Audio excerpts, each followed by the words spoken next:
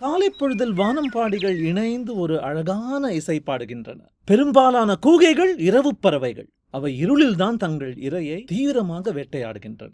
எனவே அதிகாலையில் எழுந்து சீக்கிரம் படுத்து உறங்குகிற மனிதர்களை வானம்பாடி வகைகள் என்று அழைக்கப்படுகிறார்கள். அன்றைய தினத்தில் தாமதமாக எழுந்து நடுநிசி முழுவதும் விழித்திருப்பவர்கள் ராக்கூகைகள் என்று அழைக்கப்படுகிறார்கள். நானும் என்னை ஒரு ராக்கூகை என்றே கருதுகிறேன். ஆனால் சமூகம் இந்த ராக்கூகைகளை மிகவும் நியாயமற்ற முறையில் நடத்துகிறது.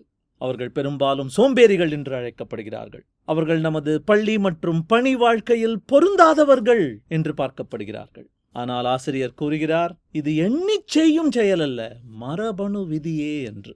நமது பெற்றோர்களிடமிருந்தும் முன்னோர்களிடமிருந்தும் நமக்கு கிடைத்த தாயனை நாம் எதுவாகிறோம் என்பதை பெரும்பாலும் முடிவு செய்கிறது.